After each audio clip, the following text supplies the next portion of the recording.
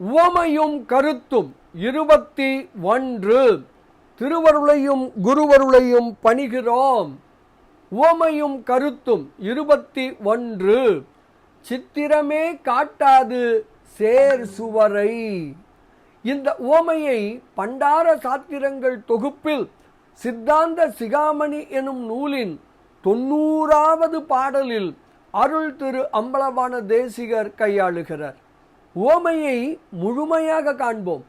சித்திரமும் நல் சுவரும் சேருங்கால் ஒன்றாம் நல் சித்திரமே காட்டாது சேர் சுவரை. உவமை என்ன சொல்லுகிறது?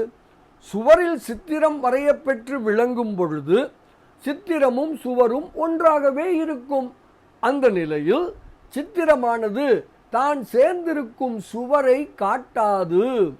ஓவியத்தை பார்க்கும் பொழுது சுவர் நம் கண்ணில் படுவதில்லை.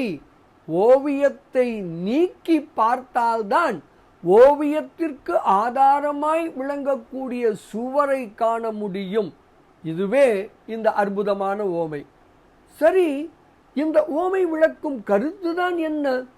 சித்திரம் சுவரை காட்டாமல் விளங்குவது போல சித்திரம் தனக்கு ஆதாரமாய் விளங்கும் சுவரால் தான் நாம் விளங்குகிறோம் என்று உணராமல் தானே விளங்குவதாக எண்ணும்.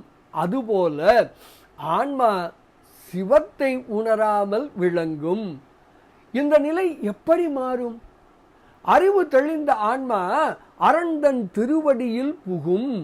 அந்த நிலையில் உயிரை காட்டாமல் அரண் தானே விளங்கி தோன்றுவான். இதுவே இந்த உவமை விளக்கும் அற்புதமான கருத்து ஆகும். இதனை சித்தாந்த சிகாமணி எப்படி கூறுகிறது தெரியுமா?